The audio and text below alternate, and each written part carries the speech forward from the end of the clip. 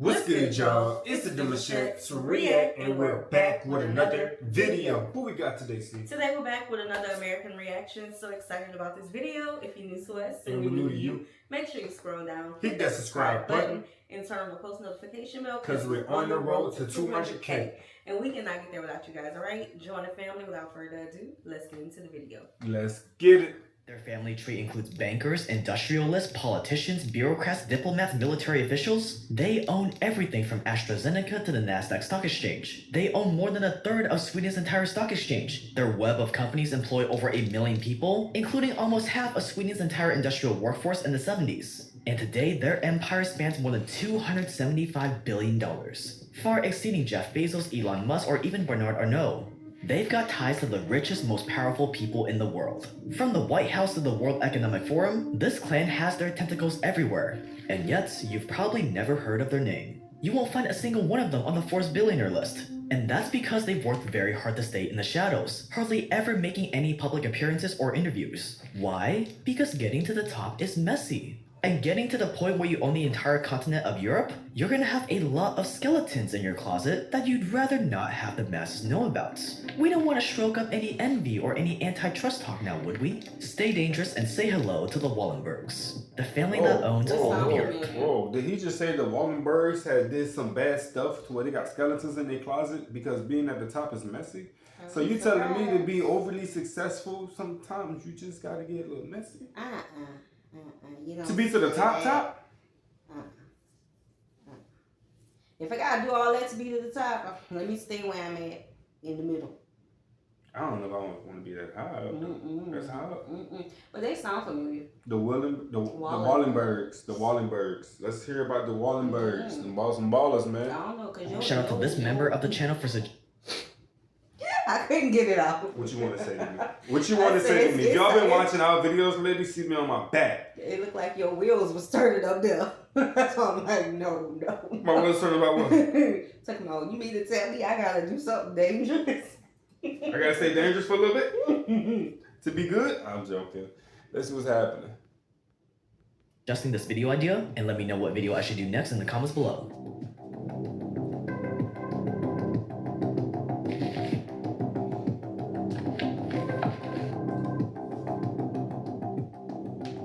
The Panic of 1837 was one of the worst financial crises America had experienced at that time. Falling cotton prices, bad harvest, and inflation led banks to fail, businesses to go bankrupt, and unemployment to skyrocket.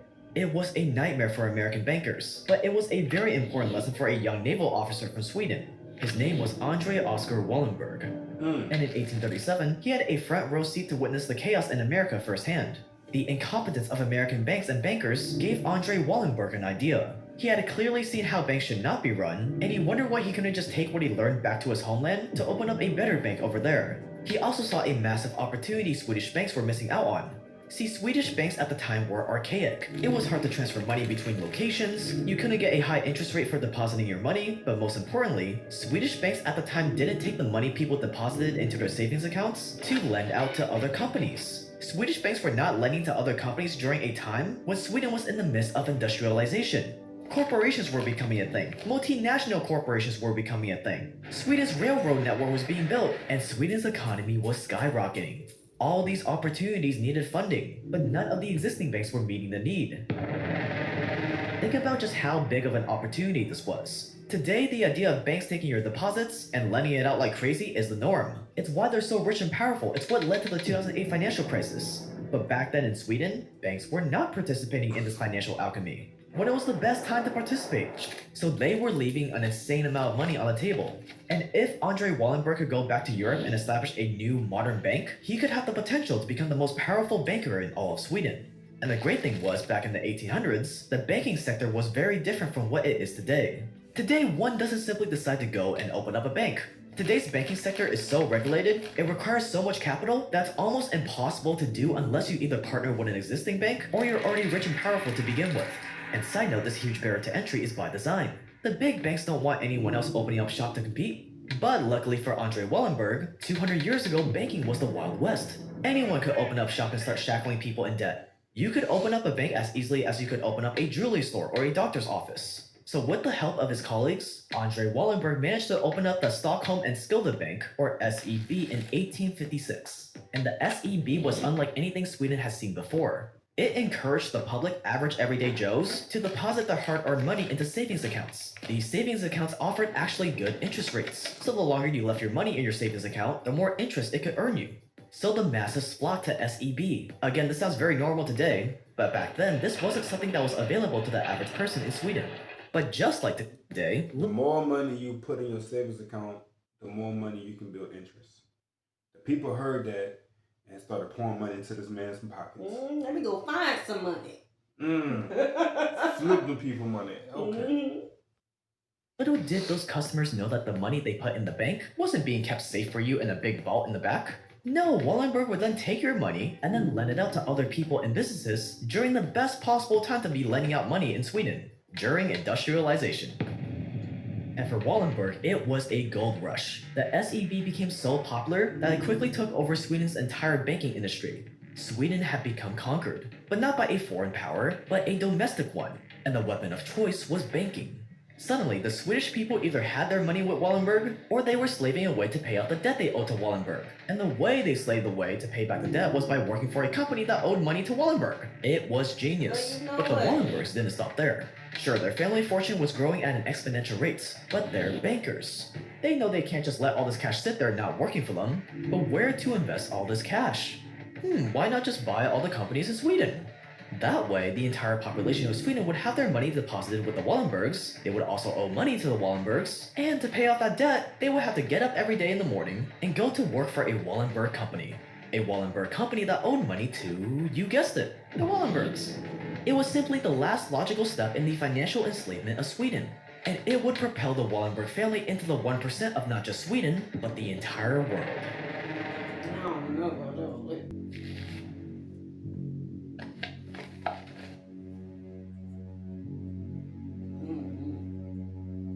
The Wallenberg family started buying majority stakes in hundreds of Swedish companies. They call it, quote, the liberal transformation of Swedish society, end quote. From railways to factories to international trade and LLCs, there was not a major company in Sweden that the Wallenbergs didn't have some stake in. I don't know. Because one person and one family cannot have all that power. Because, please tell me they was not involved in the politics. Because this sounds like it's about to get real sticky, real ugly. All that money, all that power, investing into every business, buying out all the businesses. I'm pretty sure they had their foot in other doors. Pretty sure. But in 1916, they ran into a problem. The Swedish government started seeing the danger of allowing banks to own major businesses, while also getting those businesses and people in debt to them.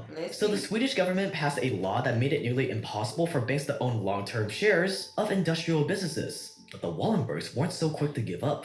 So to get around this new law, the Wallenberg family created Investor AB, a very vague sounding holding company that was given full ownership of all the businesses their bank owned. Investor AB became the Wallenbergs' personal investment arm, and the crisis was averted. The firm did so well that by the 1970s, the Wallenberg family employed more than 40% of Sweden's entire industrial workforce, and owned 40% of the country's entire stock exchange. There wasn't a single aspect of the banking cycle the Wallenberg family didn't profit from. But then came World War II. Ein Sowjetteigen soll vor sich hertragen und wir werden in unseren Zeichen wieder siegen!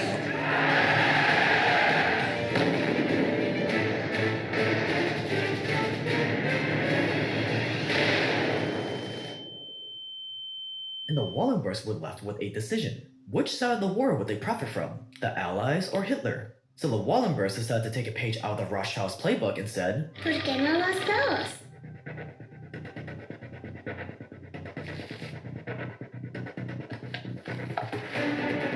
Lord, I was waiting to see what side he was going to shoot, but both sides? A century earlier, the Rothschilds had gone down the history books for letting... Low-key, I was very curious to see how he was going to move forward with that. Now, listen, the people know I'm a history buff. True. But I'm going to crack a little joke. Then people say we're going to get paid one way or the other. Whoever. They had enough money to split. One way or the other. And whoever was, I guess, the best to partner with, that's who he went with. Who they felt. They didn't care about nothing else. They didn't care. They cared about the money. Yeah. Let's see how this worked out, child. money to both sides of wars. That way, no matter which side won, both sides became indebted to you, and you always come out on top. That's why as a banker, you always want to play both sides. Watch our full documentary on the Rothschild dynasty by clicking the card in the top right corner right now to learn more. And this was a lesson the Wallenbergs took to heart when World War II came around. I don't know. Let me know in the comment section if that's good advice. Not based off of his return of playing both sides, but just in reality when it comes to business. Do you feel like it's safe and comfortable enough to play both sides of a business like that when one is your competitor of the other one? Neutral. I don't think so. Neutral, but publicly, I don't know. It's giving blur my face out. Don't let them see me on this side. It's giving you ain't get it from me. You did not. One way or the other, huh? One side they had Germany, who was facing strict sanctions, and the possibility of losing billions of dollars as the Allies shut down their businesses. On the other hand, they had America and Britain, who desperately needed banking services in Europe to continue fighting. So here's what they did. While one Wallenberg brother dealt with the Allies in London and New York, offering their bank services to their war efforts, the other brother stationed himself in Berlin. There, the Wallenbergs offered to buy important German military supply companies, like Bosch, to prevent them from being seized or shut down by the Allies. Technically, it was legal to buy these companies if you intended to keep them and use them according to the law, but what the Wallenbergs were doing was very different. Instead of buying and keeping these companies, they signed agreements that stated that they promised to sell the companies back to Germany as soon as Germany wanted them back, in exchange for a fat fee, of course. Not only did the Wallenberg family keep Germany's most important companies safe from the Allies in exchange for money, they went to extreme lengths like running black market operations and money laundering to ensure that they could keep making money on both sides of the war. Now, it would be unfair not to mention that one Wallenberg, Raoul Wallenberg, actually saved between 4,000 and 35,000 Jews during World War II by issuing them Swedish papers. He later died in prison after being captured by the Soviet Union. Oh, wow. But playing both sides became so profitable for the Wallenberg family that more than 50 years later, they were still using the exact same playbook. The Wallenbergs owned Ericsson, a multinational telecom company. And when a certain violent organization in the Middle East that rhymes with crisis threatened to shut down one of Ericsson's transport routes in Iraq, Ericsson simply paid the violent organization tens of millions of dollars in bribes to guarantee their safety. After Russia invaded Ukraine in 2014 and got slapped with every sanction known to man, companies Atlas Copco and SKF, both companies the Wallenbergs hold stakes in, continued to sell crucial equipment to Russian nuclear weapons programs. But now the family was faced with another existential crisis, solving the problem of passing down generational wealth. See, although having rich parents may sound tempting, most kids that come from rich families are dead inside. They have no purpose, no drive. That's why 9 out of 10 of the world's richest families lose their wealth by the third generation. Cool. There's a famous quote that sums this up. My grandfather walked 10 miles to work every day. My father walked 5. I'm driving a Cadillac. My son is in a Mercedes. My grandson will be in a Ferrari. But my great-grandson will be walking again. So the Wallenberg family had to find a way to escape the curse of the third generation. That family thing. We ain't in it. I'm helping everybody. They on both sides of the war. They helping the people who's affected by it. But it was about their money though. It was about They had too much money. Mm-hmm. And they didn't want to lose all this money whenever a war was breaking, so they decided to invest their money, and they both needed artillery. And they needed transportation to where the artillery was going to move back and forth from, and they was the one with the money, so. And the people needed to be saved. And at the end of the day, they rinse, wash, repeat this method. They are focused on problem solving. Whatever's going to keep the money flowing, that's what they're doing. Yeah, that part though. Let's see what they ended up doing.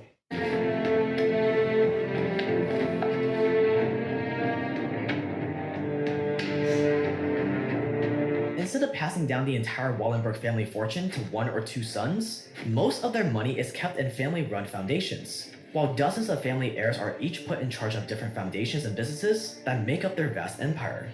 That way, no one single heir has the power to single-handedly destroy the entire family fortune. And before any of the Wallenberg family members reach a management position, they're required to actually spend time working in the company to gain real-life experience. This careful, methodical approach to passing on wealth in companies that the Wallenbergs took is basically the exact opposite of what the Vanderbilts did. The Vanderbilt dynasty came to power at around the same time as the Wallenbergs, and the Vanderbilts actually became the richest family in the entire world, beating out the Wallenbergs by a long shot. But Cornelius Vanderbilt, the family's patriarch, didn't trust his family with his business or money. He had 13 kids, but instead of mentoring all of them to divide up his wealth, he left his entire fortune to just one of his sons. The rest of his kids got practically nothing. And at first it worked. His son ended up doubling the family fortune, but from that point on it was all downhill. His son also didn't take a very methodical approach to passing down the money, so the rest of the family only knew how to spend money. Mansions, lavish parties, yachts, you name it. His son ended up doubling the family fortune, but from that point on it was all downhill. His son also didn't take a very methodical approach to passing down the money, so the rest of the family only knew how to spend money. Mansions, lavish parties, yachts, you name it, they bought it. So within just 50 years of the patriarch's death, the entire $200 billion fortune had completely vanished. When 120 members of the Vanderbilt family met for a family reunion in 1973, not a single one of them was a millionaire. And we break down how the Vanderbilts lost their entire fortune in a new video on our new Spanish channel. So what did we learn about the son who decided to take all the money and start to just play with it? None of the other kids got any investments, but he got all the money. Don't have a favorite child. Who? Don't have a favorite child. Don't have a favorite child. That's a good one. Leverage your money more. Like, actually spread it out like he should have done it. Some parents would literally pass away and have a contract written up for certain children to have a certain amount because of how they trusted them as they was growing up. But having a favorite child messed that up. Yes, you gotta mentor the next generation, not just the oldest child, the baby child, the next generation. Yeah. Alright, this was a cool video, y'all. We didn't know about this family.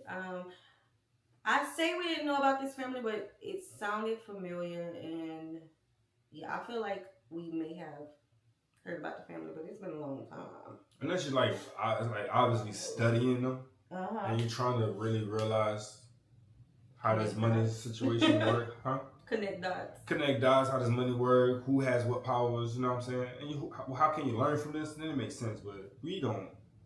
Come on now. Powers. We didn't know about him. We didn't know about him. Powers. They got a nephew probably with millions of dollars we don't know nothing about. Powers. You know what I'm saying? Right. But let us know your thoughts on this video. This was a cool video to watch and learn from. Of course, we're going to always go back and learn some more. All right. Hope you guys enjoyed this video with us. Be sure to subscribe. We'll see you soon. Peace.